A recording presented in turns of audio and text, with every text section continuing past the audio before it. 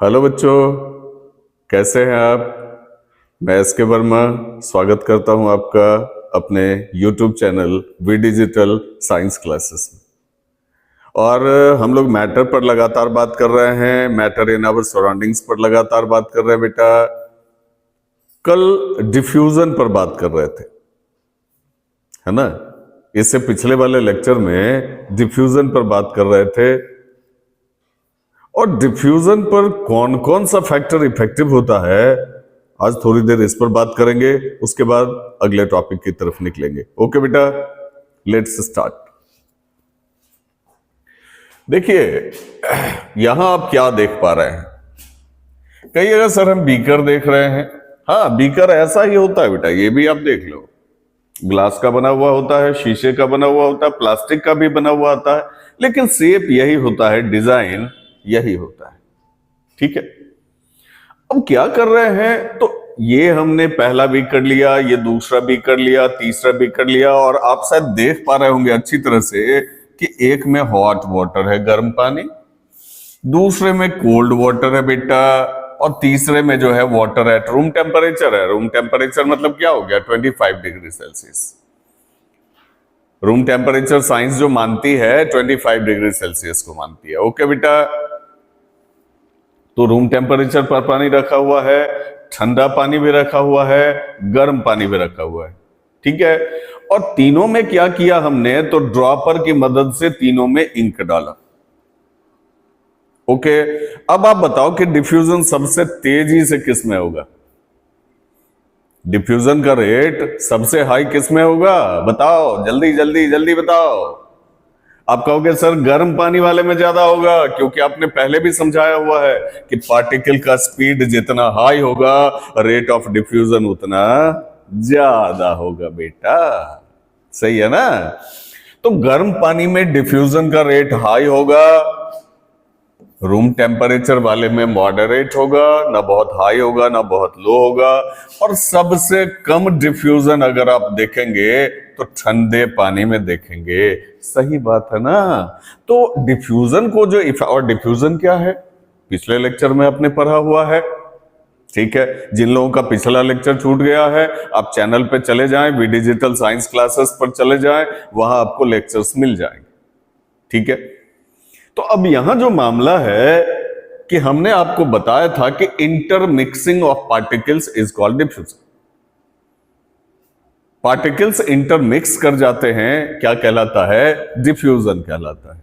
ठीक है, और डिफ्यूजन का रेट सबसे कम सॉलिड में लगभग ना के बराबर, उससे ज्यादा लिक्विड में, सबसे ज्यादा गैस में। और ध्यान में रखिए, अभी हम लोग तीन ही स्टेट पर बात कर रहे हैं, सॉलिड, लिक्विड और गैस पर बात कर रहे हैं बेटा। ठीक है, दो और स्टेट होती है, उस पर बाद में बात करेंगे। जो इजीली अवेलेबल है, जिसका हम लोग यूज करते हैं, उन स्टेट्स पर अभी ज्यादा बात करते हैं, जिस पर ज्यादा यूज है हमारा। अब तीन इंपॉर्टेंट फैक्टर जो कि डिफ्यूजन के रेट को इफेक्टेड करता है। आप ये मत समझना कि सिर्फ टेम्परेचर इफेक्टेड करेगा। There are three factors importantly, mainly, that can affect the rate of diffusion, and one of them is concentration, second is temperature, and another is pressure. चलिए एक एक करके बात करते हैं। अब कॉन्सेंट्रेशन का डिफ्यूजन पर क्या प्रभाव पड़ता है, तो बेटा higher the concentration higher the diffusion. अब कहोगे सर कॉन्सेंट्रेशन समझ में ही नहीं आया, तो बेटा कॉन्सेंट्रेशन का मतलब यह है, सिंपली अभी समझें, कॉन्सेंट्रेशन मतलब क्वांटिटी। ठीक है, कॉन्सेंट्रेशन मतलब क्वांटिटी। क्वांटिटी तो समझते हैं। अगर कम क्वांटिटी में यहां इंक डालेंगे तो कम रेट ऑफ डिफ्यूजन होगा, ज्यादा क्वांटिटी में डालेंगे तो ज्यादा रेट ऑफ डिफ्यूजन होगा। आप करके देख लेना। कोई भी कलर्ड लिक्विड ले लेना, इंक ले लेना, उजाला ले लेना, कुछ भी ले लेना। पिछले लेक्चर में हमने कहा है आपको, एक गिलास पानी ले लेना शीशे के गिलास में, एक में 1 बूंद डालना, एक में 2 बूंद डालना, एक में 3 बूंद डालना। आप देखोगे कि जिसमें 3 बूंद डाले हैं उसमें डिफ्यूजन का रेट सबसे ज्यादा है, मतलब कॉन्सेंट्रेशन ज्यादा तो रेट ऑफ डिफ्यूजन भी ज्यादा। सेकंड नंबर में आइए टेम्परेचर, जो आप अभी पढ़ ही चुके हैं, और थर्ड नंबर है प्रेशर।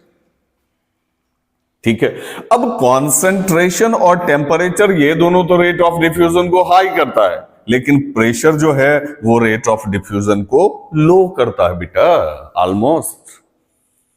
क्यों? क्योंकि पार्टिकल उड़ना चाहता है, भागना चाहता है, और आप प्रेशर से उसको दबा रहे हैं, है ना? तो रेट स्लो होगा ना उसके भागने का। बात समझ रहे हैं कि नहीं समझ रहे हैं? जैसे मां, आपके पिताजी, आप अगर बदमाशी करते हैं, आपको तो मन होता है मोबाइल यूज करें, आपको मन होता है टीवी देखें, आपको मन होता है थोड़ा सा मामा के यहां से घूम के आ जाएं, आपको मन होता है थोड़ा सा नानी के यहां से घूम के आ जाएं, क्योंकि वहां फ्रीडम मिलता है आपको। और आपके माता पिता क्या करते हैं? क्योंकि वो आपके कैरियर के बारे में सोचते हैं, आपकी अच्छाई के बारे में सोचते हैं, आपके अच्छे जीवन के बारे में सोचते हैं बेटा। आपका सबसे ज्यादा ख्याल इस धरती पर अगर कोई रखता है तो वो आपके माता पिता होते हैं, है ना बेटा? तो माता पिता आप पर प्रेशर देते रहते, ना इतना मत उड़ो। अब समझ रहे हो? तो प्रेशर डालोगे तो पार्टिकल फ्री नहीं होगा, और फ्री नहीं होगा तो डिफ्यूजन नहीं करेगा। जैसे आप फ्री नहीं होते हो, आपको शिक्षक, आपके माता पिता बांधे रखते हैं, आप एक पॉइंट पर फोकस करते हो, अपनी पढ़ाई की तरफ जाते हो, बहुत ज्यादा उछल कूद नहीं करते हो। तो जब प्रेशर डाला जाएगा ना, तो ये भी बहुत ज्यादा उछल कूद नहीं कर पाएगा, तो डिफ्यूजन का रेट स्लो हो जाएगा, चाहे वो गैस ही क्यों ना हो, है ना?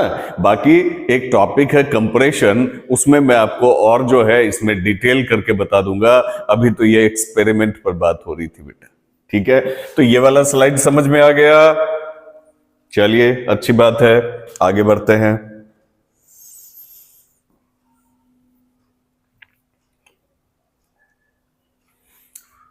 अब यहां एक पॉइंट पर बात कर लेते हैं, एक टॉपिक पर बात कर लेते हैं, physical changes and chemical changes.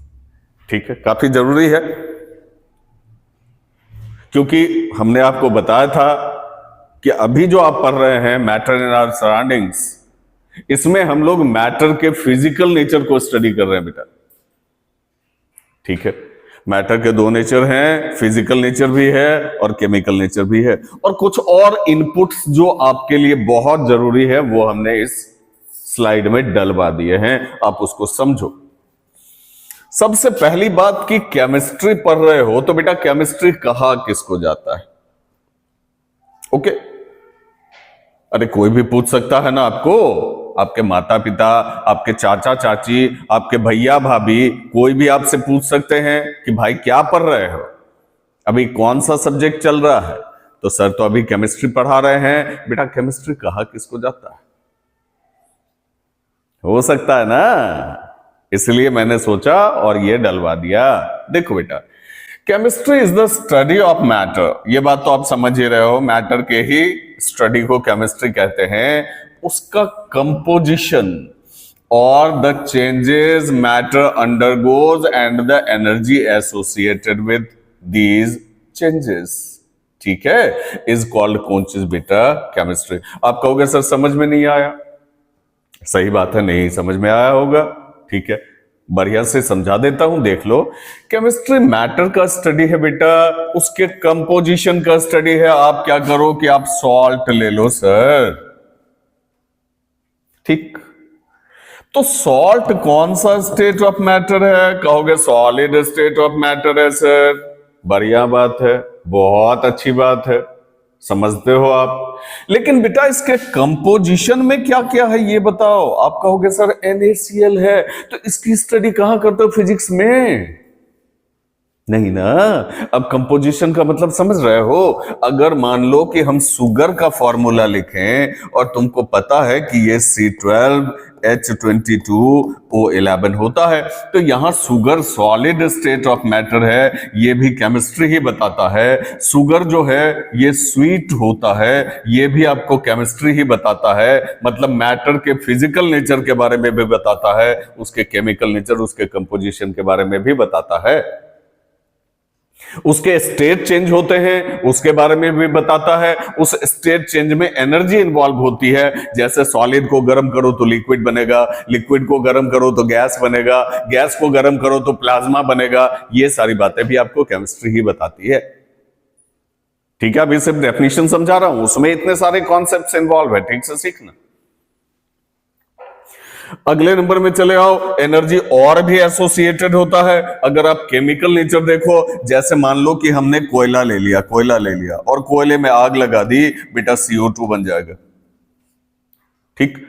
अब कहोगे कि हाँ सर सही बात है, कोयले में कार्बन होता है, कार्बन के साथ ऑक्सीजन रिएक्शन करेगा, C+O2 is equal to CO2। अब यहां सोचने वाली बात यह है कि सिर्फ CO2 नहीं बनता बेटा। C+O2 अगर हम लिखते हैं तो सिर्फ CO2 ही नहीं बनता, इसके साथ हीट भी निकलती है, इसके साथ लाइट भी निकलती है। तो केमिकल नेचर से भी एनर्जी एसोसिएटेड है। तो मैटर, उसका कंपोजिशन, उसका नेचर, उसका एनर्जी एसोसिएटेड, साइंस के जिस ब्रांच में हम इसकी स्टडी करते हैं उसको केमिस्ट्री कहते हैं। Is that clear?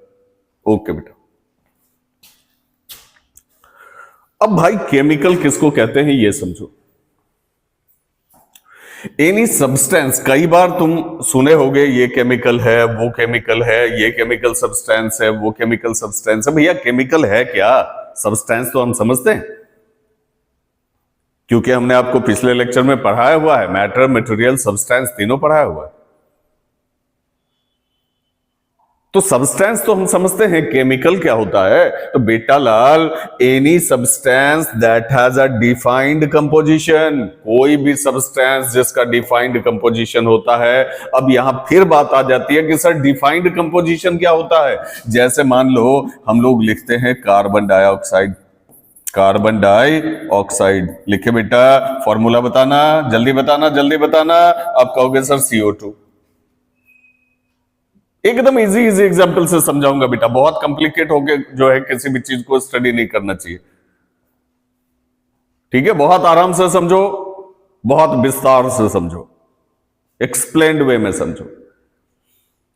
अब भाई हम लोग डिफाइंड कंपोजिशन की बात कर रहे थे, इसका कंपोजिशन 100% डिफाइंड है। कहीं भी CO2 का आप स्टडी करो तो इसमें एक एटम कार्बन का मिलेगा, 2 एटम ऑक्सीजन का मिलेगा, तो ये इसका कंपोजिशन है और डिफाइंड कंपोजिशन। वाटर देख लो बेटा, वाटर देख लो, आप H2O देख लो, बिल्कुल डिफाइंड कंपोजिशन है। तो CO2 भी केमिकल हो गया, H2O भी केमिकल हो गया, क्योंकि इसमें कंफर्म है कि 2 हाइड्रोजन होगा, 1 ऑक्सीजन होगा, और एटॉमिसिटी रेशियो, एटम्स के नंबर का रेशियो 2:1 होगा। इसमें एटॉमिसिटी रेशियो 1:2 होगा। ठीक है, क्लोरीन गैस है तो ऑब्वियस है जहां भी होगा, यूनिवर्स के किसी भी कोने में अगर होगा तो Cl2 ही होगा। सल्फ्यूरिक एसिड है, कहीं भी होगा तो H2SO4 ही होगा। ठीक है, अभी तो आपके लिए चलो H2SO4 लिख देता हूं, कोई दिक्कत नहीं है, लेकिन जब आप 10th में जाओगे, एसिड बेस सॉल्ट पढ़ोगे, वहां मैं बताऊंगा कि जब कभी भी एसिड लिखा जाए उसके लिए ब्रैकेट में एक्वस निश्चित लिख दो। कहोगे क्यों सर? क्योंकि बिना पानी के एसिड पॉसिबल नहीं होता है बेटा। अब कहोगे क्यों सर? उसके लिए इंतजार करो, 10th में बात करेंगे। ठीक है,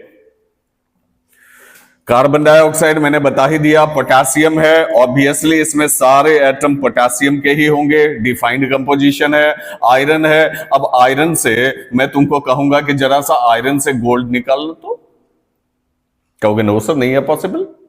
आयरन से एल्युमिनियम एटम निकालना, कहोगे नहीं है पॉसिबल सर, क्योंकि आयरन सिर्फ आयरन एटम से ही मिलकर बना हुआ ना बेटा। तो डिफाइंड कंपोजिशन हो गया कि नहीं हो गया? ठीक है। और chemicals are made of atoms, जो भी केमिकल बने हुए होते हैं वो किस चीज के बने हुए होते हैं? एटम्स के। वैसे मैंने आपको पिछले लेक्चर में ही समझा दिया है कि इस अर्थ की बात मत करो, इस पूरे यूनिवर्स की बात करो, एक एक चीज पार्टिकल से बना हुआ है। एक्सपेरिमेंट, एनसीईआरटी एक्सपेरिमेंट के थ्रू मैंने आपको समझा दिया है पिछले लेक्चर्स में, ठीक है, कि यूनिवर्स का हर चीज पार्टिकल से बना हुआ है और एटम से ही बना हुआ है। सही है ना बेटा? ओके, 1 मिनट स्लाइड से साइड होता हूं, देख लो आप।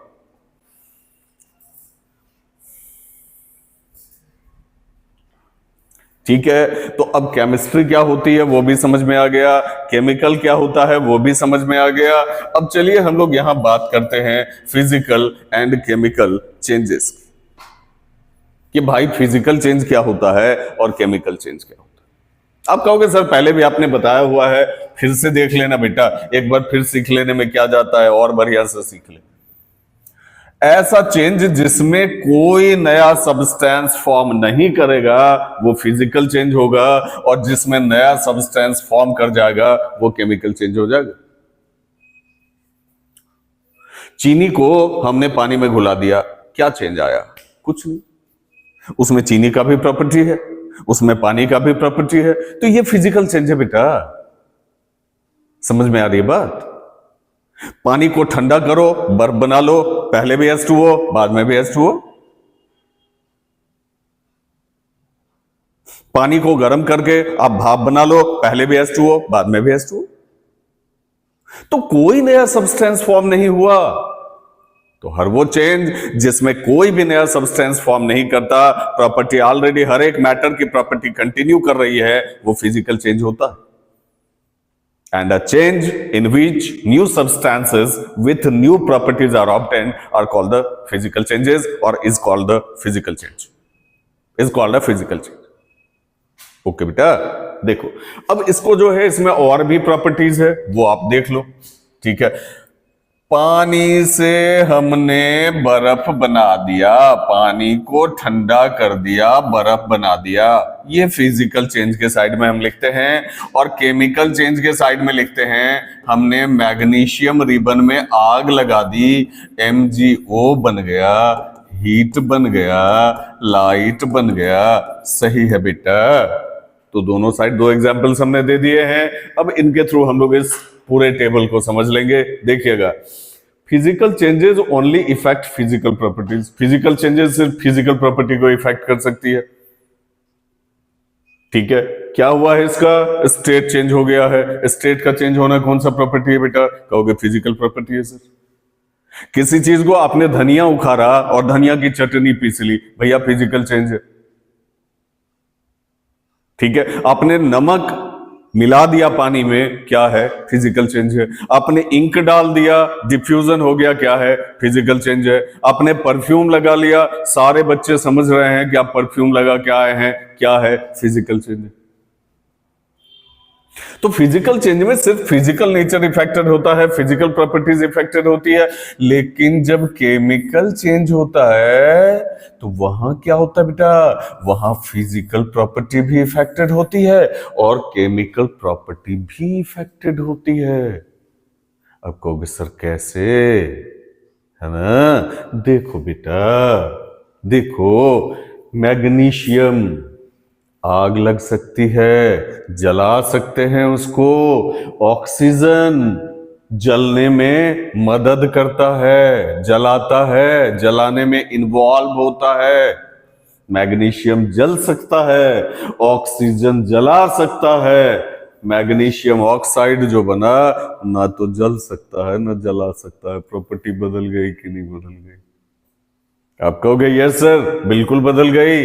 फिजिकल प्रॉपर्टी भी बदल जाएगा और केमिकल प्रॉपर्टी भी बदल जाएगा, क्योंकि कंपोजिशन ही बदल गया। पहले मैग्नीशियम ऑक्सीजन दोनों अलग अलग था, अब एक साथ हो गया, मैग्नीशियम ऑक्साइड बन गया। दोनों में बहुत बढ़िया दोस्ती हो गई।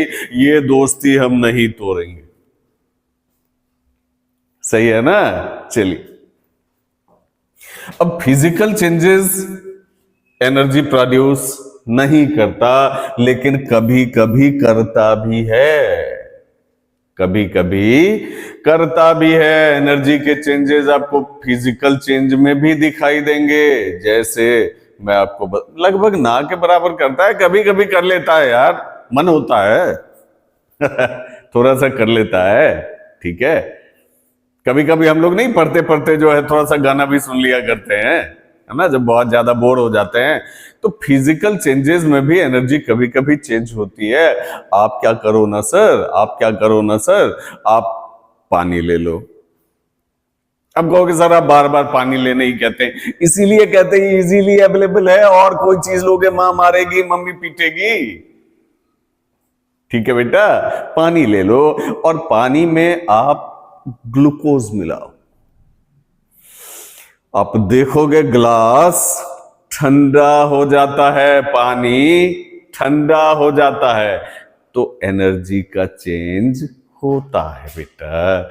एनर्जी फिजिकल चेंजेस में भी आप देखोगे कभी कभी एब्जॉर्ब होती है, कभी कभी रिलीज भी होती है। कभी इंडोथर्मिक हो सकता है, कभी एक्सोथर्मिक हो सकता है, ठीक है। अब कहोगे सर इंडोथर्मिक एक्सोथर्मिक क्या होता है, बात करेंगे बेटा बाद में, पहले अभी जो चल रहा है उसको क्लियर करो। Chemical changes produce energy generally in the form of heat, light और साउंड। साउंड के फॉर्म में भी एनर्जी जनरेट होती है। दिवाली में पटाखा उटाखा फोड़े नहीं, बूम, है ना, तो साउंड भी प्रोड्यूस होती है ना बेटा, ठीक है। हीट और लाइट तो मैंने एग्जांपल बता ही दिया तुमको कि प्रोड्यूस हो ही सकती है। तो फिजिकल चेंज में एनर्जी चेंजेस हो भी सकता है, नहीं भी हो सकता है, लेकिन केमिकल चेंजेस में डेफिनेटली होगा, डैम श्योर है, 100% होगा, ठीक है। अगले नंबर में चले आओ। Physical changes produce no new substance. The atoms are arranged the same way in the products and reactants. ठीक है, फिजिकल चेंज में जैसा पहले वैसा ही बाद में, कोई नया सब्सटेंस फॉर्म नहीं करेगा, मैंने पहले ही कहा आपको। और केमिकल चेंजेस में बताना, जरा सा पढ़ लो जल्दी से पढ़ लो। Chemical changes produce new substances. The atoms rearrange and form new compounds. Atom फिर से अरेंजमेंट कर लिया, पहले मैग्नीशियम फ्री था, ऑक्सीजन फ्री था, दोनों मिल गया, रीअरेंज हो गया, मैग्नीशियम ऑक्साइड बना दिया। बनाता है कि नहीं बनाता है बताओ, कहोगे यस सर बनता है ना। तो केमिकल चेंजेस में नया सब्सटेंस फॉर्म होता है। And the last one, physical changes are generally easy to reverse. Physical change को बहुत जल्दी हम लोग रिवर्स कर सकते हैं, इजीली रिवर्स कर सकते हैं। कभी कभी कॉम्प्लिकेटेड होता है, लेकिन मोस्टली इजीली रिवर्सिबल हो जाता है। कहोगे कैसे सर, पानी को ठंडा करके बर्फ बना लो, बना लिया, फिर बर्फ को गर्म करो, पानी बन गया, तो इजीली रिवर्स हो गया बेटा। उसी पानी से हमने बर्फ बनाया था, उसी बर्फ से फिर पानी बना लिया। लेकिन केमिकल चेंजेस की अगर आप बात करो ना sir, chemical changes are not easily reversible without an additional chemical reaction. और अगर किसी भी केमिकल चेंज को रिवर्स करना हो तो उसके लिए मैटर की केमिकल प्रॉपर्टी का यूज करना होगा, केमिकल प्रॉपर्टी के रिवर्स का यूज करना होगा। उसके बाद भी कई कंडीशंस में अनसर्टेनिटी होती है कि एग्जैक्ट रिएक्टेंट ऑब्टेंट नहीं होता। मतलब ओवरऑल डिस्कशन का मायना यह है कि फिजिकल चेंजेस रिवर्सिबल होता है और केमिकल चेंजेस रिवर्सिबल लगभग ना ही होता है, और होता भी है तो बहुत मुश्किल से होता है, इजीली रिवर्सिबल नहीं है बेटा, ठीक है। तो चलो भाई, सारी बातें तुम्हारे समझ में आ गई, बहुत अच्छी तरह से सारी बातों को तुमने समझ लिया, ठीक है। अगर आपको मेरे पढ़ाने का तरीका बहुत ज्यादा पसंद आ रहा है तो निश्चित ही मेरे चैनल को सब्सक्राइब कर ले बेटा, वीडियो लेक्चर्स को लाइक कर दें, और बेल आइकन तो निश्चित ही प्रेस कर लें, सब्सक्राइब भी निश्चित ही करें और बेल आइकन भी निश्चित ही प्रेस कर लें, ताकि जब भी कोई नया लेक्चर अपलोड हो नोटिफिकेशन आप तक पहुंच जाए। Best of luck, have a good day.